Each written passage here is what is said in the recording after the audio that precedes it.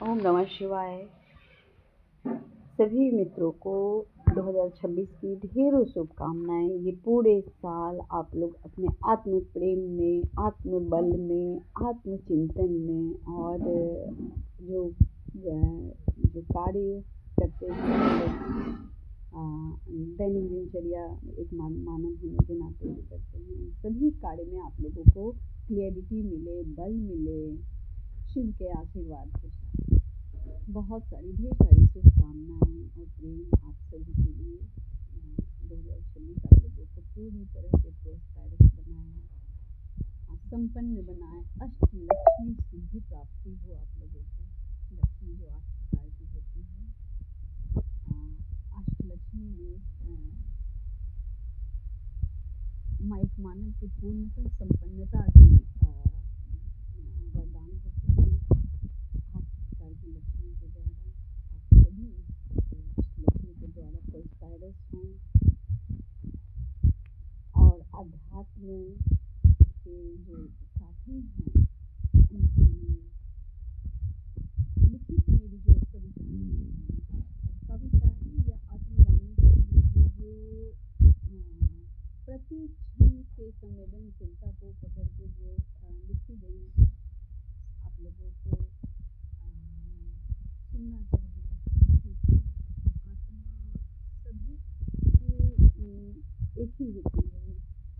जी उस परम प्रकाश, जो प्रकाशित आत्मा होती है, जो प्रकाश होते हैं, उन्हें हमें अपने परम प्रकाश से मिलने की हमेशा से, जैसे चंदा को चांद चकोर जैसे भी प्रकाश चाहता है और जानता है कि मैं उसमें जाऊंगा, उस रोशनी के पास, उस चांद के पास जाऊंगा और मैं मर जाऊंगा।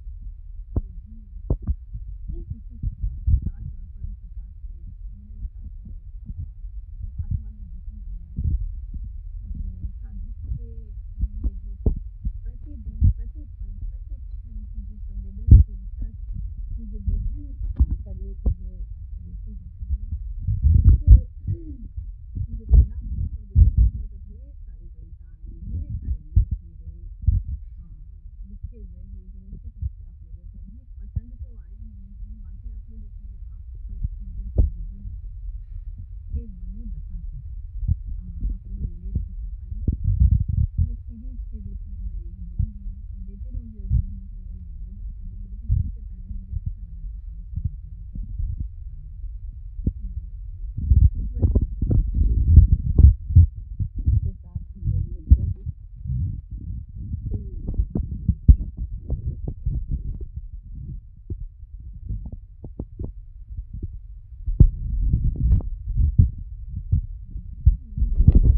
दिखलाती हूँ आप लोगों को। देखिए ये लिखित है, स्वलिखित कविताएं हैं। मैं नित्य प्रति पूजन करती हूँ, अपने सर्वस्व के सामीप्य का आनंद पाती हूँ, अपने आंसुओं से उनका अभिषेक करती हूँ। उनके मंदिर का मैं अपने मन के तन से कर्मों की झाड़ू लगाती हूँ। मैं प्रतिपल सफाई करती हूँ, उन्हें अपने मन के पुष्प से, सुगंध से पुष्पार्पित करती हूँ। उनके त्रिपुंड तिलक के लिए मैं आस्था की दृढ़ और कर्तव्य का चंदन घिसती हूँ। उनके भस्म के लिए मैं प्रतिदिन अपने मैं को जलाती हूँ। उस मैं से उत्पन्न राख को वो बहुत ही प्रेम और करुणा से अपने बदन पे घिसते हैं, अपने त्रिपुंड को लगाते हैं और बस मुस्कुराते हैं।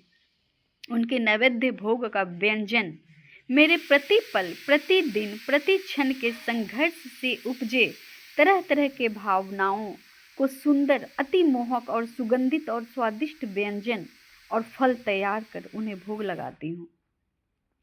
मेरे शिव उन्हें बहुत ही चाव से ग्रहण करते हैं, तृप्त प्रतीत होते हैं।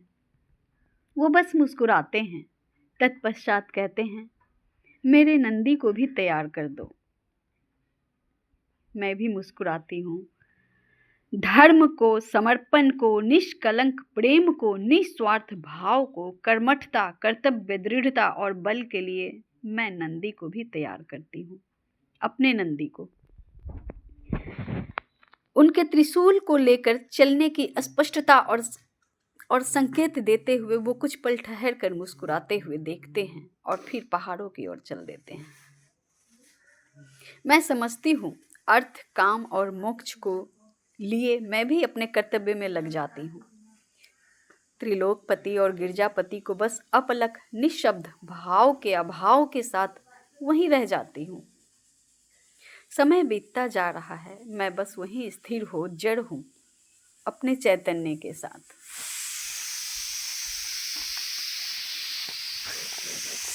इसके बाद इसी से रिलेटेड एक कविता। अग्नि से भय था मुझे, अग्नि से भय था मुझे, पर अग्नि ने ही जन्म दिया।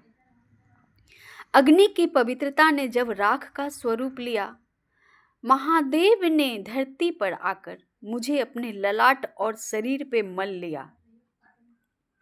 भस्म चंदन बन में महादेव से अंगीकार किया।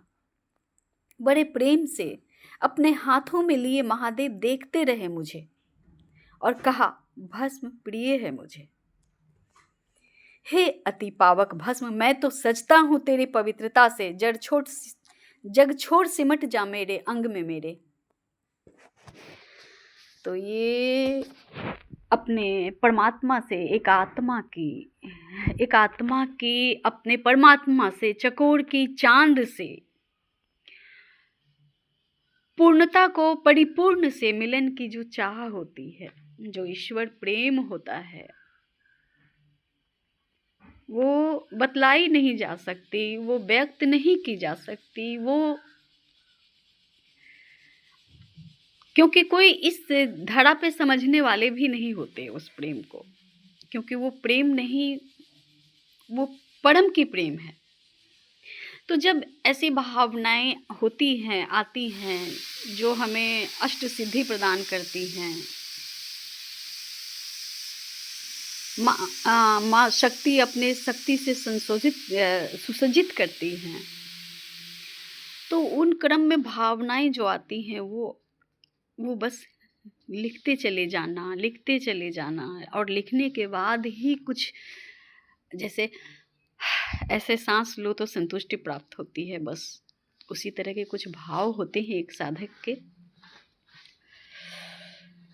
ओम नमः शिवाय। मिलती हूँ आपसे।